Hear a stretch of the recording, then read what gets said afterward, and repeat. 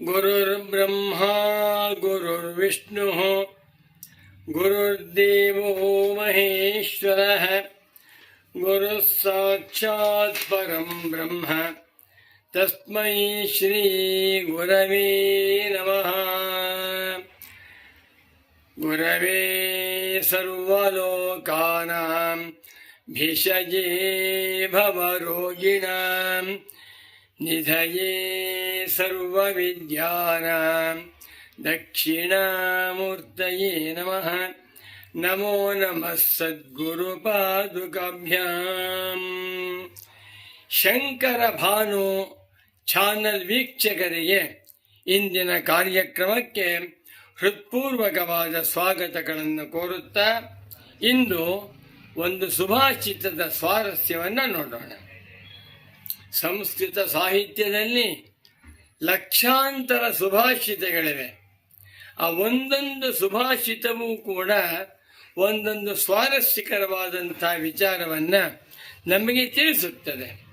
ಇಂದು ನಾನು ಪಂಚೈತೆ ವೀರ ವೈಷ್ಣವಾಹ, 5 ಜನಗಳು ವೈಷ್ಣವರು, ವಿಷ್ಣುವಿನ ಭಕ್ತರು. ಅಷ್ಟೇ ಅಲ್ಲ, ವೀರ ವೈಷ್ಣವಾಹ, ಪರಮ ಭಕ್ತರು, ಮಹಾವಿಷ್ಣುವಿನ ಪರಮ ಭಕ್ತರು 5 ಎನ್ನುವುದನ್ನು ಕುರಿತು ಒಂದು ಸುಭಾಷಿತವನ್ನು ಹೇಳಿ ಅದರ ಅರ್ಥವನ್ನು ಹೇಳ್ತೇನೆ. ಮಾತೃದ್ರೋಹಿ ಪಿತೃದ್ರೋಹಿ ಭ್ರಾತೃದ್ರೋಹಿ ತಥೈವ ಚ ಸ್ವಾಮಿದ್ರೋಹಿ ಗುರುದ್ರೋಹಿ ಪಂಚೈತೆ ವೀರವೈಷ್ಣವಾಹ. ಏತೆ ಪಂಚ, 5 ಜನಗಳು ವೀರ ವೈಷ್ಣವಾಹ, ಪರಮ ವಿಷ್ಣುವಿನ ಭಕ್ತರು. ಯಾರ್ಯಾರು? ಒಬ್ಬರು ಮಾತೃದ್ರೋಹಿ, ಮತ್ತೊಬ್ಬರು ಪಿತೃದ್ರೋಹಿ, ಮತ್ತೊಬ್ಬರು ಭ್ರಾತೃದ್ರೋಹಿ, ಮತ್ತೊಬ್ಬ ಸ್ವಾಮಿದ್ರೋಹಿ, ಮತ್ತೊಬ್ಬ ಗುರುದ್ರೋಹಿ. 5 ಜನಗಳು ದ್ರೋಹಿಗಳು, ದ್ರೋಹ ಮಾಡಿದಂಥವರು. ಆದರೆ ಇವರೆಲ್ಲರೂ ಕೂಡ ವೀರ ವೈಷ್ಣವಾಹ, ಹೆಚ್ಚಿನ ವಿಷ್ಣುವಿನ ಭಕ್ತರು, ಪರಮ ವಿಷ್ಣುವಿನ ಭಕ್ತರು ಅಂತಿದೆ. ಮತ್ತೊಮ್ಮೆ ಶ್ಲೋಕವನ್ನು ಓದಿ ಅರ್ಥವನ್ನು ಹೇಳ್ತೇನೆ. ಮಾತೃದ್ರೋಹಿ ಪಿತೃದ್ರೋಹಿ ಭ್ರಾತೃದ್ರೋಹಿ ತಥೈವ ಚ ಸ್ವಾಮಿದ್ರೋಹಿ ಗುರುದ್ರೋಹಿ ಪಂಚೈತೆ ವೀರವೈಷ್ಣವಾಹ. ಓಂ ಶಾಂತಿ ಶಾಂತಿ ಶಾಂತಿ.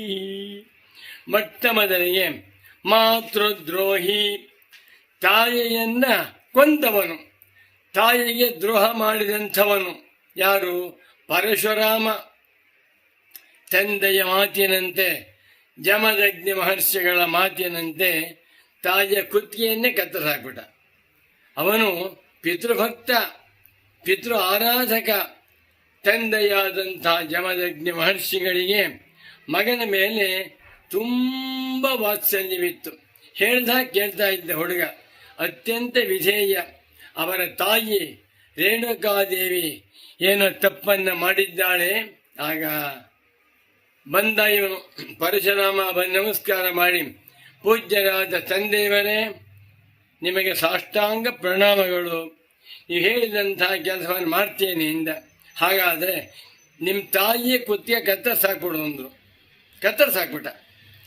ಪರಶುರಾಮ ತನ್ನ ತಾಯಿಯಾದಂಥ ರೇಣುಕಾದೇವಿಯ ತಲೆಯನ್ನು ಕತ್ತರಿಸಾಕ್ಬಿಟ್ಟ. ತಂದೆ ಮಾತಿನಂತೆ ನಡ್ಕೊಂಡ. ಸಂತುಷ್ಟನಾದ ತಂದೆ ವರವನ್ನು ಬೇಡ್ಕೊ ಅಂದ. ನಮ್ಮ ತಾಯಿ ಬದುಕಿ ಬರಲಿ ಎಂದ. ತಾಯಿಯ ಬದುಕಿ ಬಂದಳು. ಇಲ್ಲಿ ಸ್ವಾರಸ್ಯವೇನು ಅಂದರೆ, ಪರಶುರಾಮ ಸಾಕ್ಷಾತ್ ಮಹಾವಿಷ್ಣುವಿನ ಅವತಾರ.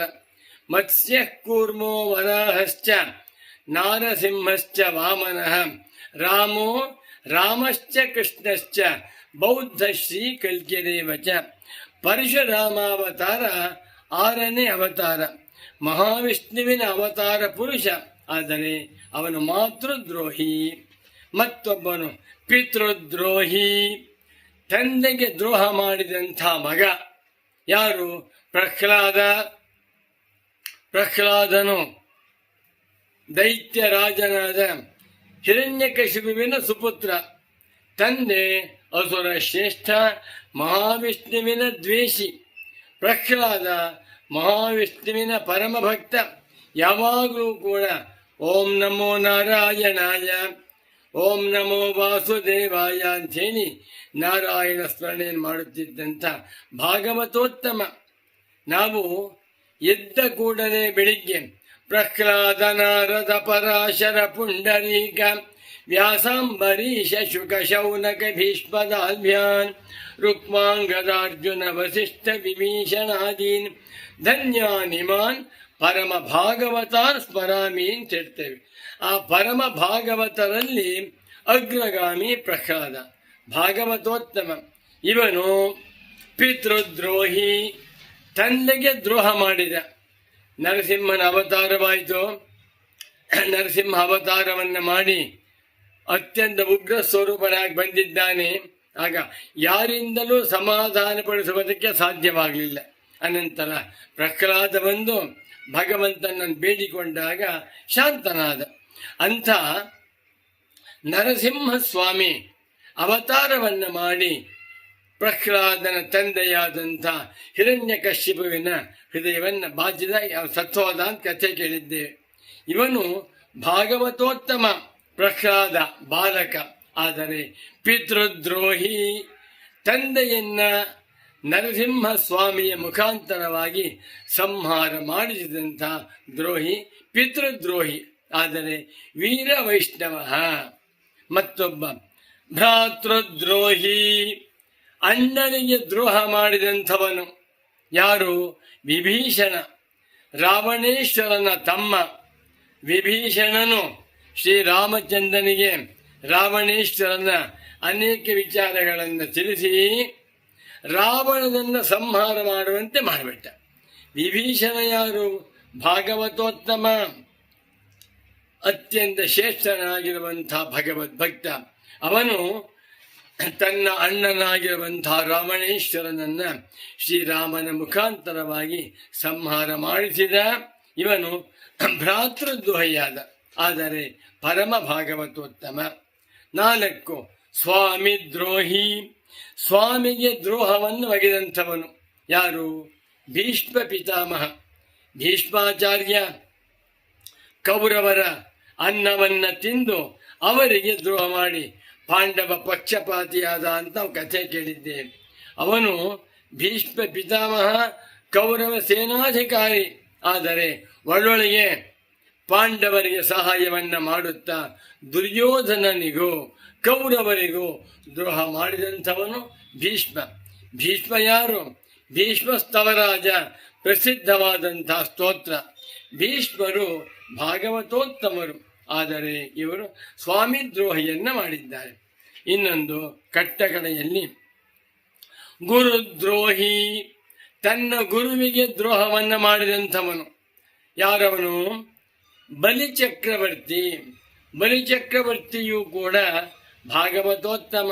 ಅಶ್ವತ್ಥಾಮ ಬಲ್ಯವ್ಯಾಸ ಹನುಮಾಂಶ್ಚ ವಿಭೀಷಣ ಅಂತ ಹೇಳ್ತೇವೆ. ಎಲ್ಲರೂ ಕೂಡ ಸಪ್ತೈತೆ ಸ್ಥಿರಜೀವಿನ, ಸಪ್ತ ಚಿರಂಜೀವಿಗಳಲ್ಲಿ ಒಬ್ಬ ಬಲಿಚಕ್ರವರ್ತಿ, ಮಹಾವಿಷ್ಣುವಿನ ಪರಮ ಭಕ್ತ.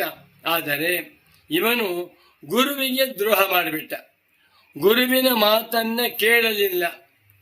ಭಗವಂತ ವಾಮನ ರೂಪದಲ್ಲಿ ಬಂದು ಬಲಿಚಕ್ರವರ್ತಿಯನ್ನ ಬೇಡಿದಾಗ ಶುಕ್ರಾಚಾರ್ಯ ಹೇಳ್ತಾರೆ, ಅವನು ವರವನ್ನು ಕೊಡಬೇಡಪ್ಪ, ಬಂದಿರುವಂಥವನು ಸಾಮಾನ್ಯ ಭಿಕ್ಷುಕನಲ್ಲ, ಸಾಕ್ಷಾತ್ ಮಹಾವಿಷ್ಣು ಅಂತ ಹೇಳಿದ.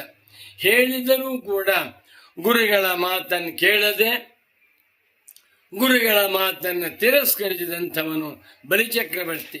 ಇವನು ಗುರುದ್ರೋಹಿ, ಆದರೆ ಇವನು ಪರಮ ಭಾಗವತೋತ್ತಮ.